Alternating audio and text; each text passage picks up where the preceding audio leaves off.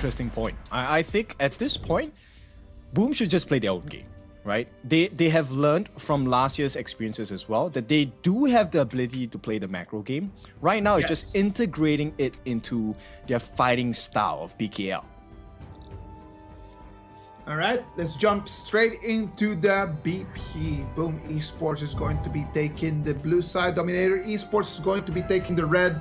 Boom Esports is going to have the first pick. As we move into the third game, you can start already seeing that a lot of the meta heroes that has been banned in the first two games are going to start being available out there. I definitely agree. I think you have to switch it up at this point, right? Now, when the stakes are high, you are 1-1. Next game or next win sets you up at series point. You really want to make sure that you destroy not just the base of your opponent, but destroy the confidence. Arlie and Luna are going to be the first two bans from Boom Esports. Even though TNX is not having the best time of his life right now, Boom Esports still does not want to allow him to recover his confidence. They will not give him the Luna. And on the other side, I know that you wanted to see the Tiger coming out, but Lung and Kay are going to be banned by Dominator Esports. Well, there's plenty of other options as well. Now, Boom Esports, they're going to pick up their own national hero here. That's going to be the Lapu Lapu, also known as the Reef Heart Datu. DMT, though, they now have access into the Tufts special. That's going to be the Dharma. And potentially the Mai as the Fire Ninja in the mid. Dharma and Mai Tubbs. I'm going to tell you the truth. If it was coming down to those two first bans, and you know that you cannot give any of those three heroes, I would have allowed the Luna instead of allowing the Dharma. That's just my preference based on this specific game. In the name of the law, yeah, I like the mobility of the Luna as well. But, you know, when Tufts gets the Dharma, I'm pretty sure Boom Esports have already researched his gameplay. They know about his tendencies. So Boom Esports, they are looking for the two win conditions here. One is the ability to remove CC, of which Magistrate has, and the other is to set the catch with the Silk and Print for Shi. So this is a great idea from Boom. Can they execute it well though? Well, Tatsuri is having such a great game right now that most likely giving him that Shi is going to be trouble for Dominator Esports. He's right now so locked in that I can see that Silk Imprint landing multiple times. Dominator Esports decides to go with Erin for the matchup against that Direnjie. That laning stage between the Erin and the Direnjie, who do you see having a little bit of an advantage? I think it's dependent on the first skill for CC, right? If you use the first skill of CC well on the Erin, I think it puts you in a much better position against the Magistrate Direnjie pick. Right? At the same time, the support picks do matter. You will get a lot of free poke damage coming in from the side of draw on this Lapu Lapu. But you do have sustain on the Earthshaker as well. So we'll see. Skill matchup. Lian Po is going to be the option for Roamer for Dominator Esports. It is an interesting pick to have that Lian Po. It's not really that mobile. It is very tanky. It provides initiation. It provides vision. But it's kind of slow. So in terms of the rotations around for Dominator Esports, it just seems a little bit clumsy and a little bit slow right now.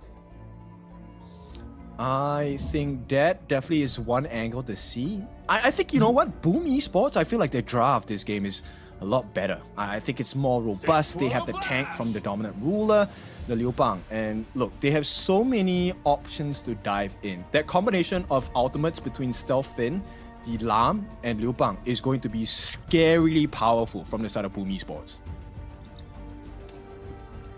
Boom Esports takes the Lam, and then with the Liu Bang, it's going to be able to give us what we saw yesterday. Yesterday we had a lot of Liu Bang just matched up with other heroes. We saw the Liu Bang and the Musashi. We saw the Liu Bang. I think we saw the Liu Bang and the Lam as well. It just has become part of that meta. We love to see that pair of Liu Bang and Assassin because it allows you so much more mobility. It allows you a little bit more of the timing of jumping into the fights. So it is a good matchup. I like a lot more Boom Esports in this moment. I'm on your train for this one as well. I think this is a much easier composition to coordinate that Boom Esports have crafted for themselves. But this also is a weakness, right? The same strength can be a weakness. So if Dominator Esports manages to burn the battlefield command from the Liu Bang early or before critical moments in the game, that could be that tipping point for DMT to win the entire fight here. Well, ladies and gentlemen, this is going to be the tiebreaker after this game. One of these two teams is going to be at match point. Boom Esports is going to be on the blue. Dominator Esports is going to be on the red. After what we saw in game number 2, Dominator Esports better just wake up right now. 10x, that performance, we're just going to forget about it. Get on the Yukio Tachibana and just dominate the early game right now. That Yukio Tachibana, is he gonna be able to jump in and try to take some of the camps out of the Lamb? Let's wait and see. Okay, I'm gonna be clear here. I feel like this game is extremely hard for TNX as the Ukyo Tachibana, right? Swift Strike, yes, he's fast, but you don't get the combination you're looking for because Danny does have the second skill, Legal Immunity, to get out of stuns, and then Tatsuri is not going to be easy to catch as well. Well, let's wait and see what's going to happen in there. Lapu Lapu just came into the mid lane just to kind of have the vision. Passes by the Limpo, and then they just say hi to each other, they just wave themselves goodbye. Yeah, because there's no point, right? I mean, these are two beefy boys. It's just a pillow fight at this point. But, oh, here we go. TNX looking for the initial steal. It will be stolen away. No, it will be secured by Miggy. But this is a buff that is not in the hands of Carl. Exactly. Even though TNX was unable to steal that, but Miggy taking that instead. No! Yeah. That's a big first blood there. Going into the hands of Carl, by the way. Okay, it doesn't matter if I don't get the Zero Golem, I take your life. And now 10x is buffless. What is going on today? Look at that. The Lamb comes in and he's able to bag in 1 kill. It was a good way just to stop that, right? Like he lost the Zero Golem, but you know what? Is it really nice that he can actually take the gold from the kill? He's gonna come in, he's already level 4, and this is bad news for Dominator. One more time. They had the composition for the early game, and the early game does not seem to be going their way. It definitely does not, right? I feel like KNX is going to have a very hard time in this game.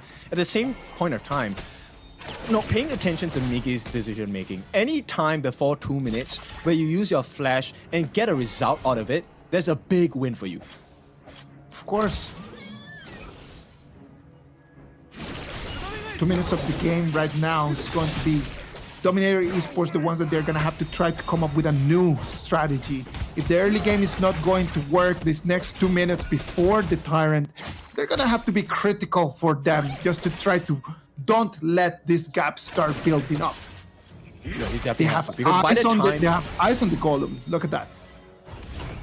If they can steal it, that would be great, but it doesn't look like that's the case for now, right? And at this point, both junglers are not at this side of the map. Nobody actually wants to give this Crimson Golem away to any side. But it is going to be a secure of the Fire Beak at the bottom to the hands of Tatsuri, so it's still looking good for Boom. Still looking good for Boom. The problem here is that in order for them to save some of their resources, they need to be sharing the gold that Carl would really appreciate, right? That is the biggest problem right now. That's what you can see, even though that Boom Esports has been able to just to catch the first blood, have been able to catch in some of the resources. Right now, Dominator still has everything very balanced. Okay, they will force the skill usages from the side of L. No flash committed just yet. They don't want to do so. It is 3.5 minutes. This is where the neutral objectives are going to spawn in 30 seconds. Nobody wants to waste resources. That the rotation is going to be a 3v2. It's going to jump in. Look at that. The Unbridled Outburst is going to come in as well. CC is going to fall. Yeah, and what a time to do it as well. 15 seconds before the neutral objectives come out. Boom, make that initial rotation. And a lot of value because you shut down CC, your farm laner. He needs to grow, and right now, he is 6 foot under. It is not looking good for DMT, TNX falling, CC falling. Who's gonna carry right now? If all of their carries are just kind of just keep falling down, the whole chain is going to fall apart. Okay, interesting though that Boom Esports actually give up the space of that first Tyrant. They give it all the way to DMT. It feels like Carl wants more priority over that Azure Golem because he needs mana as well. Well, right now we can see that Boom Esports win the fights. But what do we do after that? And that is one of the big questions that I have always posed in there. Can we just understand that winning the fights is not the main objective and it's just actually what do I do after winning those fights that actually counts? They need to give space, another burst, and Joel is taken down. Combination galore from the side of Boom Esports. And this is a 3-0 kill score. Boom, dominant. Boom is taking complete control over the game. I think the problem here is not the composition, it's not the strategy, it's the mentality coming in from Dominator Esports. Dominator just feels like those boxers when you hit them straight into the chin and their legs go weak. And right now they don't seem to understand what is going on in the map. I think it's a pacing issue, right? Knowing that this combination of Migi's ultimate onto Carl is a potent one, you need to play with the Tyrants. And right now, DMT needs to be, unfortunately, ironically, more aggressive.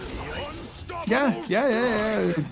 They have to be more aggressive in order just to stop things out, but they are not being able just to get any fights.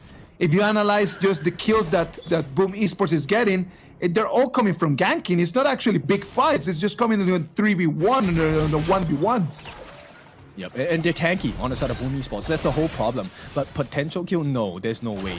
This is not something that TNX wants to do. He will go into the middle of 3 here. The backup does come in from the rest of DMT, but not going to be enough at this point. And they have to run with their tail in between their legs at this point. Boom Esports, here comes a flank from Carl. Can he find more value? No ultimate commitment by Migi. And this is going to be a stalemate.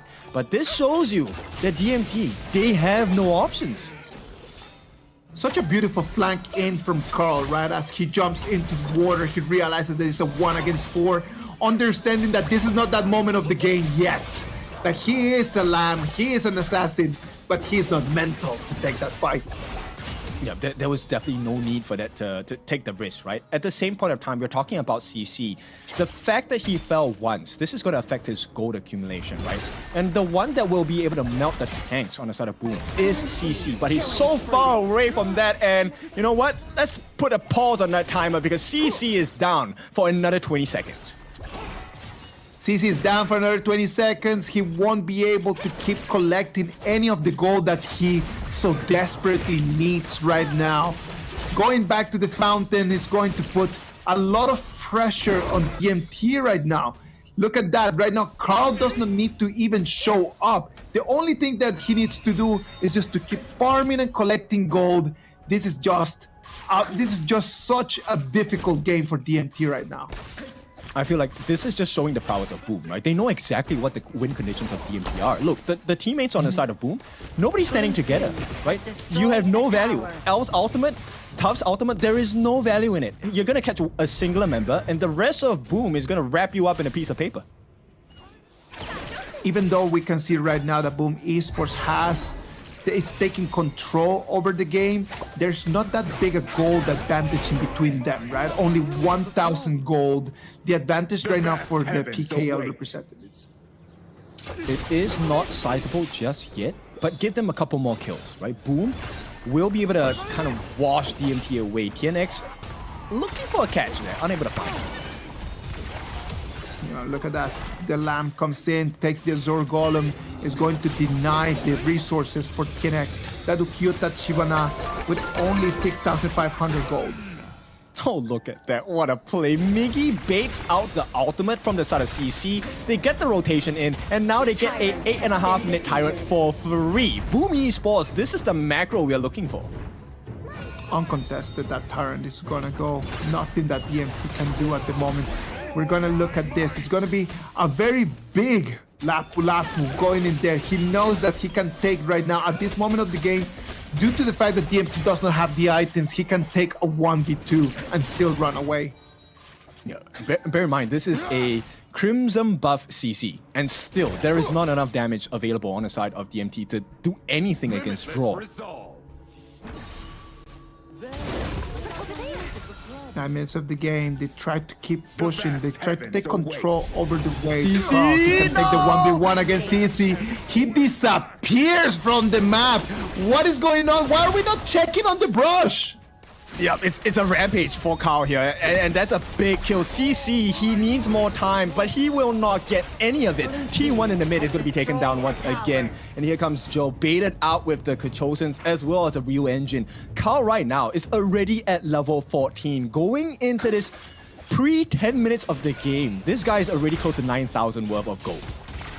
Oh no, look at that. He's already X of Torment, Pure Sky. He's extremely very close to his next item as he sits right now on 9,000 gold. That lamb is gigantic at the moment in comparison to the only 7,700 gold that Ken X has on that Yukio Tachibana, whose power spike is already gone.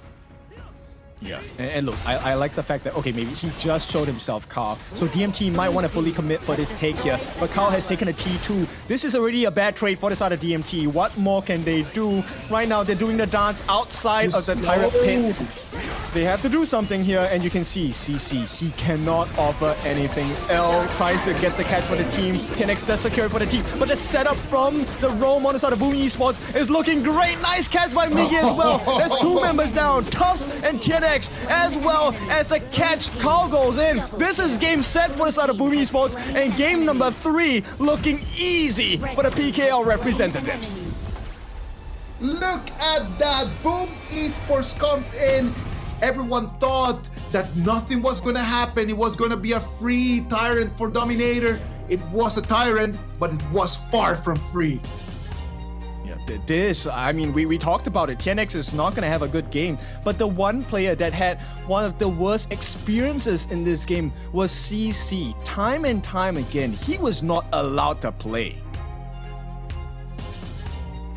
I don't know, man. I am telling you, this is just insane. The way that Boom Esports is being so dominating right now, it just shows you that Dominator is just gone. It doesn't have any direction right now.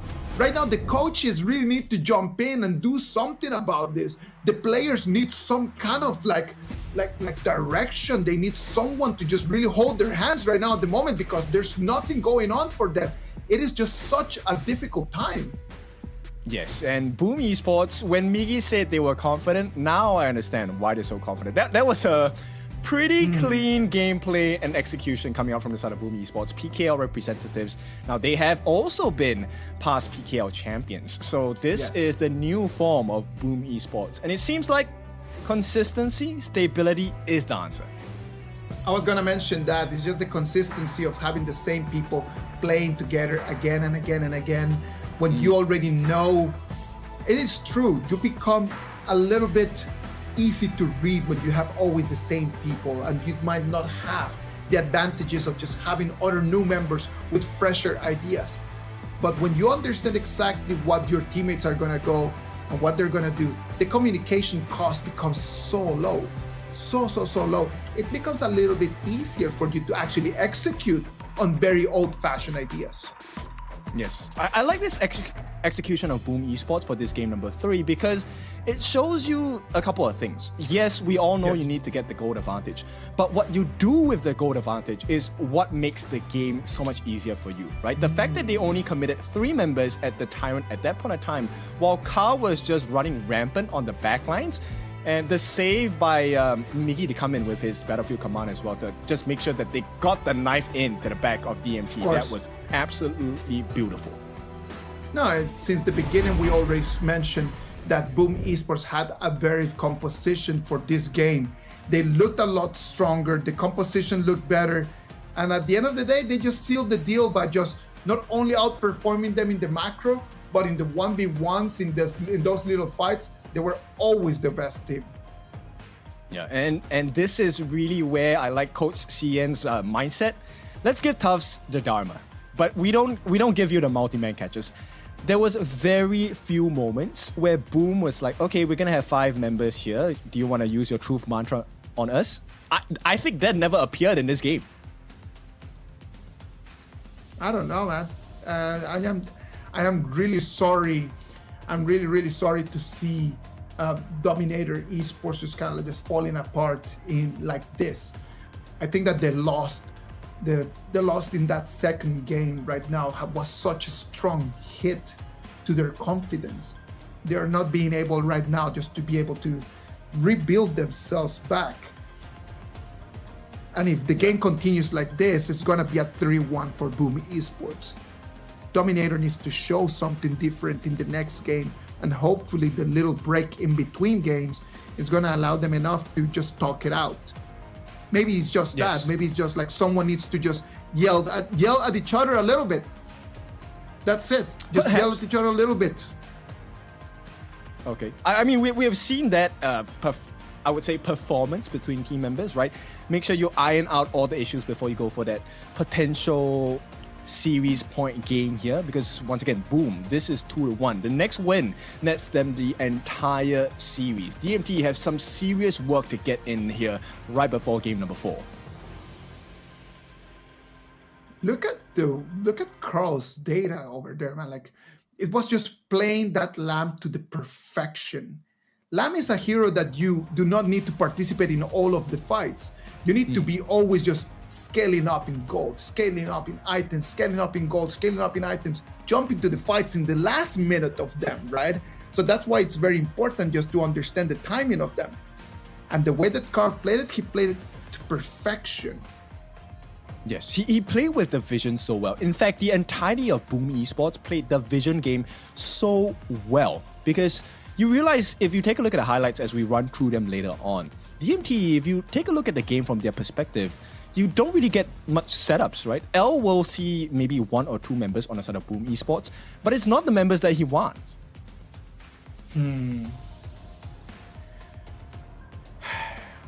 I am just going to move forward and just really look for the MVP of this game. The MVP in this game is going to be very difficult because the whole Boom Esports played so balanced. All of them had a very specific role to play.